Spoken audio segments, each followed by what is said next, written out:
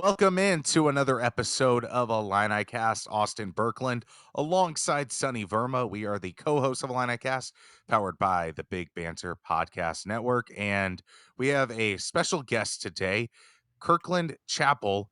He's going to talk a little bit about Illini football, the new staff, and we have a flurry of Illini football commits, and we could be more excited to have you join. Kirkland, thank you for joining, and how's it going?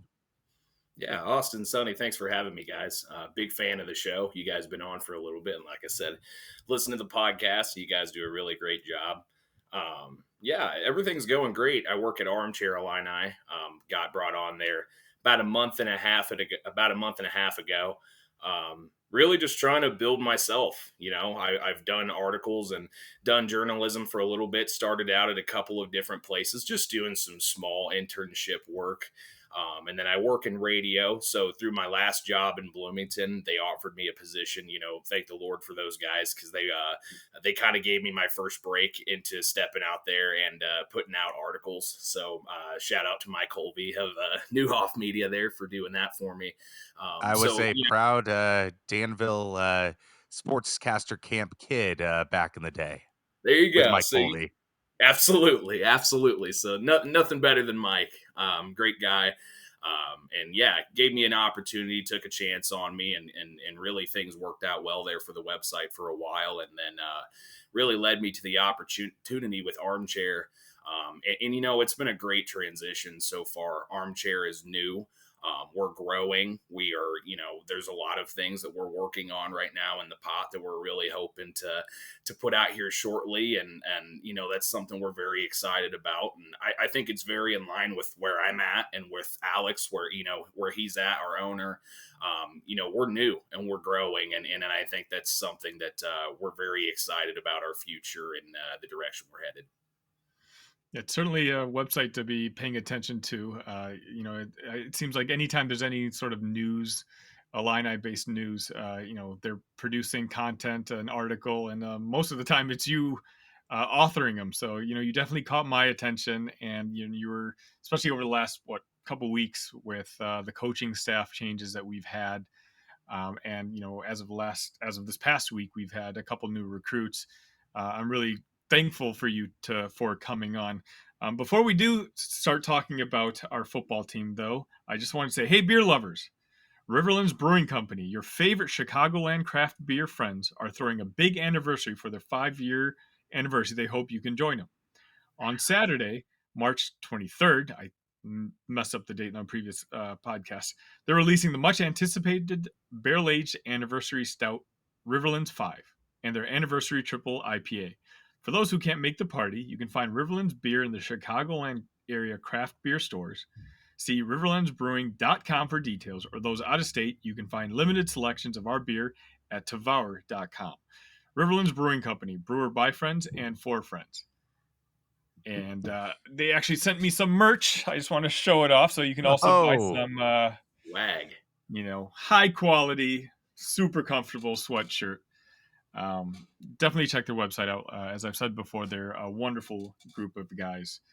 Speaking of a wonderful group of guys, Kirkland, Bret Bielema kind of surprised a few of us when he decided, not even immediately after the season, but about a month ago, I guess, timeline wise, to kind of make some changes, in particular on the defensive side of the football. Were you surprised by this at all?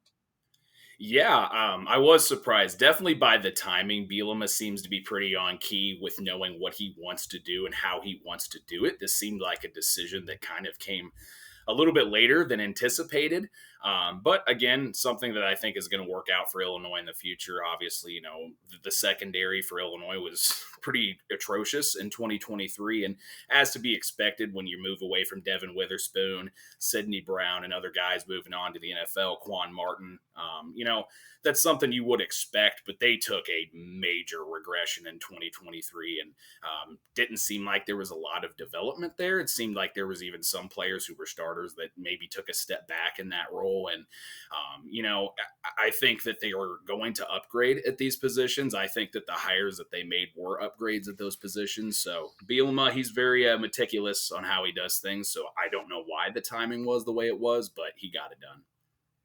Now, before we go into the individuals on the new defensive staff, how do you think these new defensive coaches will help Aaron Henry elevate his own status as defensive coordinator? Yeah, well, they're the newer hires. A lot of the hires are younger guys, so these are going to be other guys who are developing as well. Bielema is a defensive-minded head coach, so I think he really does a great job of helping these guys move and develop. Obviously, guys like Ryan Walters, who is a young guy who he kind of helped bring in and take that next step forward, and moving on to Purdue. I think that's something that he's going to be able to do the same thing with this group of young guys. You do have a great guy like David Gibbs, who they brought in to coach defensive backs, who is an older, he's not old by any means. So if you're listening to this, David Gibbs, you're not an old guy. But at 56, he does have a little bit more experience. He coached in the pros. He's coached some other college football. So not to get too far into that yet, but that is something that he does bring to the table, is a little bit more experience. So I think there may be why that hire was done. But yeah, I think it's going to help elevate Henry, just because I think the development will be there, and I think that Bielema is going to step in and do his work on that side of things. So yeah, I think it's going to work out well for Illinois. Let's just go ahead and jump right into David Gibbs, since you're already kind of talking about him.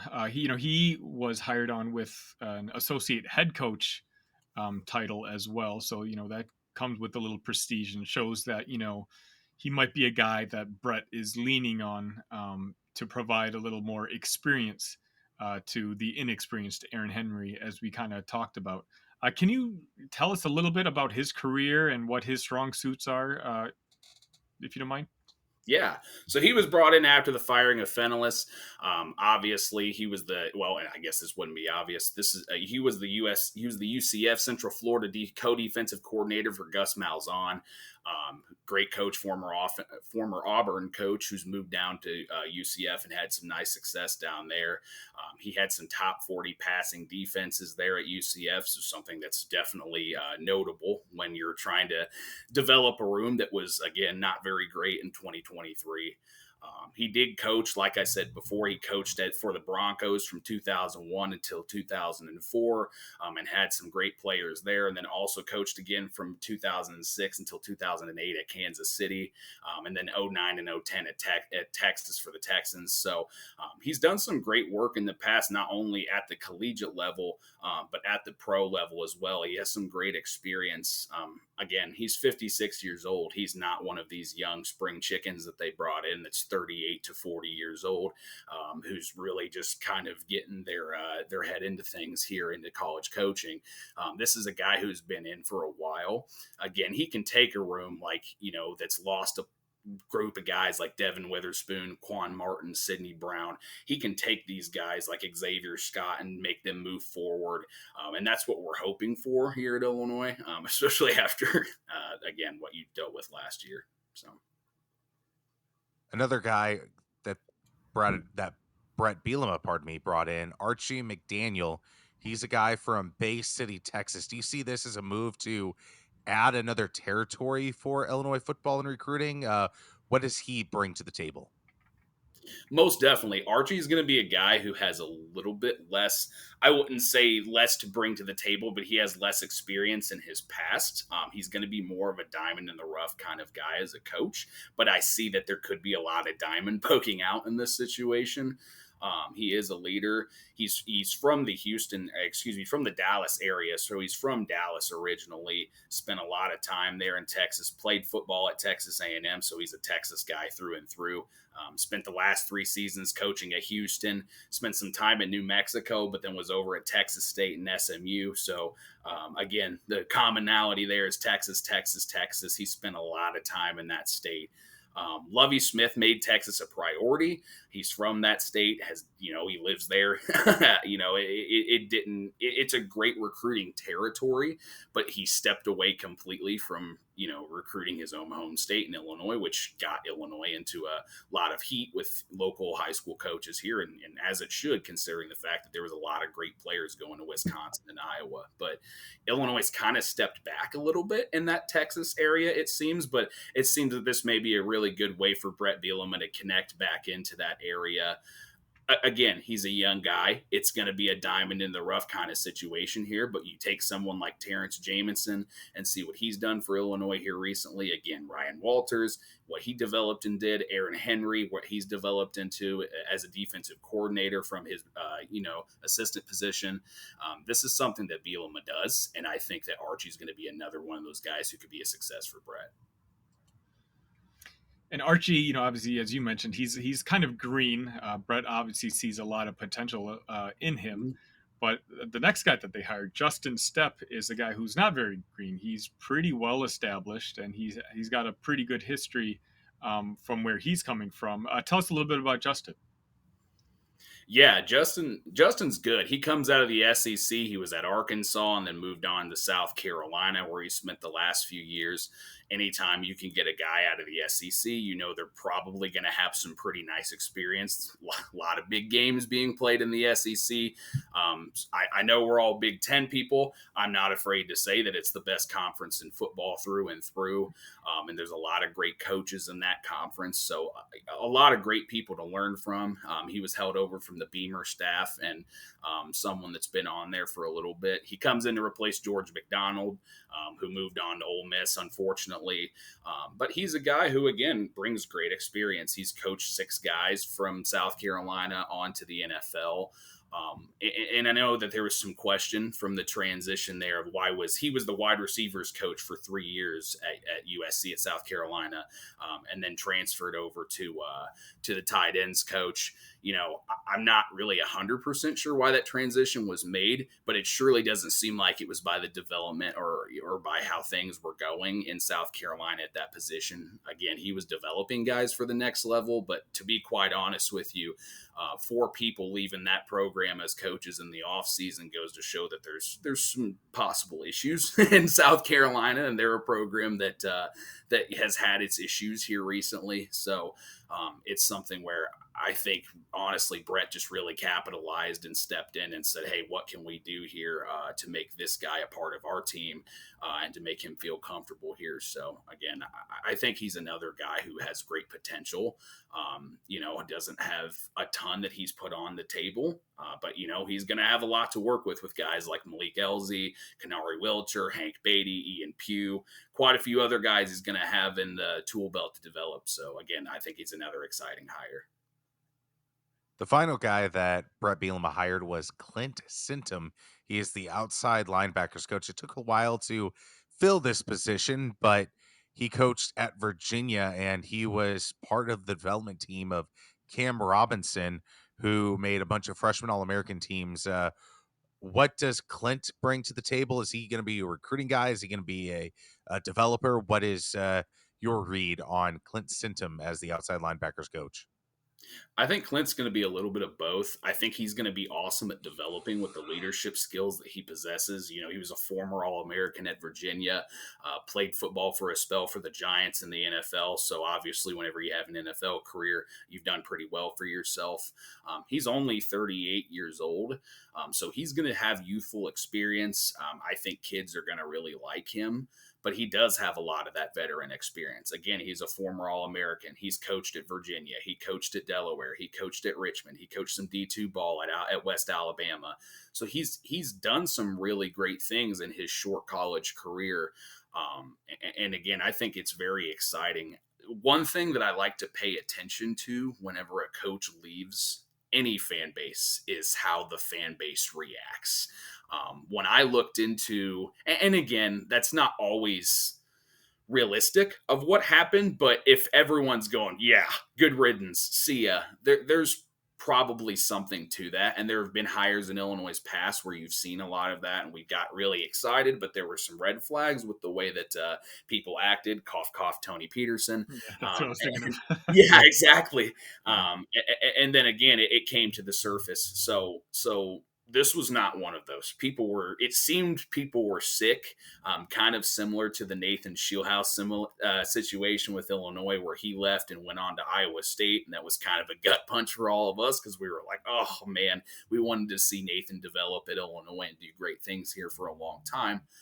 But again, happy reaction when we saw him moved on to Iowa State. And now the things he's doing with the Rams, it's all great, happy reactions because of what we know he's developing and doing for himself. And that's a lot of what you saw coming out of the reaction from Virginia fans about losing Sintim. So, that's something I think that's, very exciting to look into, especially because, again, he's a leader. He was beloved in that fan base. He was the only guy held over from Bronco Mendenhall's staff whenever he was whenever he decided to leave. And then, Tony Elliott took over, and that's not been a fantastic situation out there, unfortunately. So, you know, a lot's really happened in Virginia, and I think that Clint Sintim's put himself in a situation where he's just decided, I want a fresh start, and I think Illinois is going to be a good fresh start for him. And a pay bump too, I'm sure. Yeah, absolutely. That doesn't hurt. We all like a good pay bump. So yeah, and I think something else is exciting about him is the area that he's from. He's from that DC Baltimore area, which the era of Illinois football I grew up in. Martez Wilson. Yeah, Martez Wilson, Aurelius Ben. It's not always been great to Illinois recruiting and football, but that was a that was a great time for Illinois football. And that's something I think is very exciting that they can get back into that recruiting territory again, get back into Texas, get back into these certain areas where they focused hard on Illinois and they've started to win in that state, as we'll talk about with these next two guys. But again, they've done really, really well in other places as well. And I think that Texas could be a state where they could lock in. And I think DC and Baltimore area can be a place where they can get into and make some hay. So again, I'm very excited about this hire. Of all of the hires, I think I'm probably the most excited about this one. I mean, we've had a couple Burt signals come in, and that's been awesome to see. First was Andre Lovette. Talk to us about that commitment. Yeah, he's a 3-star kid out of Blue Island, Illinois. He's the 4th commitment in the class of 2025. It's a big win for Bielema because, let's face it, Illinois has lost a lot of these guys in recent history. A lot of these dudes that we see had played for Iowa, had played for Wisconsin, had played for Purdue, that were from the state of Illinois, that would come in here and kick Illinois' butt, and we would be like, man, it just stinks. So guys like Sam Laporta, and I can go through and name tons of other players that just should not have ever left the state of Illinois. This is one of those guys that in Illinois situation, they need defensive backs. They need dogs that can come in and be athletic and play the way that Spoon did and Sidney Brown did for Illinois and Quan Martin did for Illinois. Size, athleticism, smarts, all the things that you have to be a great player in a secondary. And Andre Lovette's one of those guys, and it's kind of a no-brainer. I mean, he's from the state. He needs to be someone that's targeted heavy and that they need to try to close down in their situation, and they were able to get that done, which again is exciting. He had offers from Wisconsin, Iowa, Purdue, Mizzou, Arizona State, Louisville, Tennessee, Vanderbilt, and a ton of others as well. He's a long, lanky kid. He's big. I think he's 6', 170, which for a defensive back isn't the tallest guy ever, but he's not short. He's going to be quick and athletic and could probably play anywhere in that secondary with his size. So again, he's a player I think could be very exciting for Illinois in the future. I keep using that word. I'm very excited for Illinois football. A lot of people aren't, and I've seen that. I've seen people, and I think a lot of it's just with the history that Illinois has had recently. But from where Illinois has been to where Illinois is now, where we're able to actually pull in kids like this and not lose them to Iowa and Wisconsin. Again, it's a big step from where Illinois football was a few years ago. So, Andre is a guy that probably, like I said, they would have lost to some of the border battles or to another Big Ten school, but it just didn't happen. It's especially nice because Andre had schedules lined up to go to, I believe he had a scheduled official to Iowa and Purdue at the end of the month or something like that. So, this was a battle which I did not think that we'd be able to close down this early. One of my co-hosts for a different show of mine, Big Ten show, his name's Justin Adams, and he's a film guy. I'm not a films guy. He's very much a films guy. And he, I guess Nebraska was kind of sniffing around Lovett, and he was telling me privately that he loved him, that he couldn't believe how underranked he was. Yeah. And that's a guy that, for me personally, I really need to keep an eye on. That he's such a good athlete, and he's that, under some really good coaching, he can really make an impact and a dent in Big Ten conference play. So I'm really looking forward to, what he's going to be able to provide in the blue and orange in the future. We had another recruit. It was, I'm going to say this name wrong. Is it Zenai Scott? I wasn't even. I'm Okay. glad you attempted first. That was kind of my thought with it. Is I'm definitely going to butcher his name. Zenai Scott, possibly. I'm not 100% there. So again, I apologize if you're listening to this, Mr. Scott. So I apologize to that. But you know, he's another great player. I think similar in size to Andre, about that 6 foot 170 level, kind of similar to his brother. I think he may be a little bit bigger than Xavier. Don't quote me on that, but I believe he is a little bit bigger. It's the fifth commit in the class of 2025, so they're starting to pick up steam there. I know before we've seen Illinois football just take a very deadly long time, it seemed like, to really start picking up commits. It's like May or June before they even start really picking up number 1 or number 2, and here we are at number 5 in mid March. So. Definitely good to see some of those things turning over for Illinois. He wasn't as highly recruited as a guy like Andre. He did hold offers from someone like Pittsburgh and Georgia Southern, so those are good schools. Again, a lot like his brother, he's speedy, he's athletic. He could really play anywhere in the secondary. My guess is that he's going to play defensive back. I think he'll either play corner, possibly he could play nickel as well. I just think with his size and with his athleticism, he's better fit to play corner. And again, but I'm not the co-defensive coordinator or defensive coordinator, so we'll see what David Gibbs and what Aaron Henry think there. So yeah, again, another exciting guy. Anytime you can bring someone from, I think Bielema described it as the family tree. Anytime you can kind of keep that going, that shows that great relationships have been maintained here, which is something that, again, I think on the recruiting trail for our last few Illinois coaches, that's something that they haven't done a very good job of doing, is maintaining good relationships that have stuck and lasted through careers. So to see people's brothers and such hopping on and wanting to stay a part of this thing is good for Illinois. So again, a good recruit. I think he's going to be someone who's going to have to develop. It's going to take a few years before you see Scott hit the field. But again, I think he's going to be a really good ball player out of Florida. Final one for you. What are you most looking forward to for the spring football season? I'm looking forward to seeing Luke Altmaier's development, how comfortable he feels in the leadership role he takes. Something that I think is just from being a football guy, something you want to see is your quarterback be confident and kind of carry some of that confidence.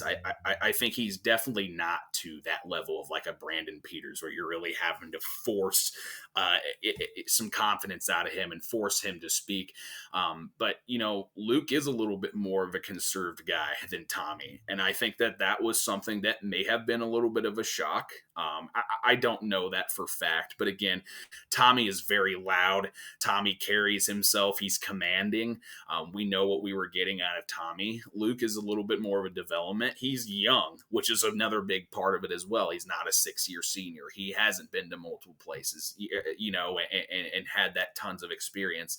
He did make the transfer, but he hasn't been a starter for multiple years at another destination. So it's something where, Luke's a good ball player, and I think that he can be a very, very good quarterback at Illinois. And I think that, there is no Big Ten West anymore, but I thought he was one of the best quarterbacks in the Big Ten West last year, if not the best. And with some better development, I think he could be a really great ball player next year. So I'm very excited to see the step forward that he can take.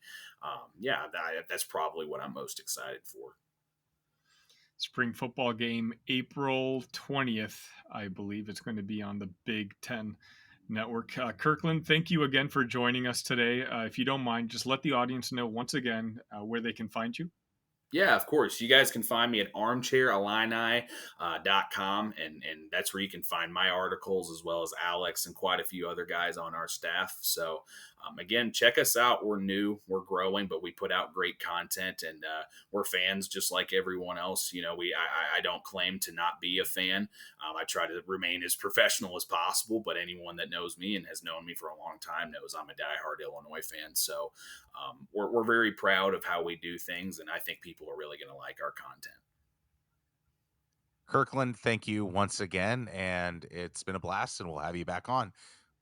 Yeah, guys, thanks for having me. Thanks for letting me ramble, even though I'm new to the whole live podcasting thing. So I appreciate you guys, and appreciate you having me on today. Thank you very much, Kirkland. Yeah. And that was Kirkland Chappell of Armchair Illini. And this has been an episode of the Illini Cast. Sonny, thank you again. And I can't believe we're talking about spring football. Has this been a year for the podcast yet? Or I I mean, think we're a month or so before the football season started is when we started. But as you kind of just alluded to, it's nice to sprinkle in some football talk every now and then on the Illini cast. Obviously, with basketball dominating most of the conversation, I like Kirkland. I'm very optimistic about the Illini future, and I'm excited about this new coaching staff that we have. I really like this new kid that committed earlier this week. And I'm looking forward to, hopefully we have a long and drawn out basketball season, but whenever it should come to a conclusion, I'm looking forward to talking a little football again.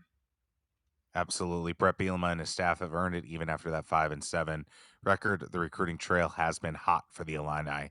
Thank you for watching. Please like, comment, subscribe on YouTube and also on Spotify and Apple, and then like us on Twitter at IlliniCast. And then you can follow Sonny individually at, The Sunny V. and then you can follow me at AB1132. This has been the IlliniCast.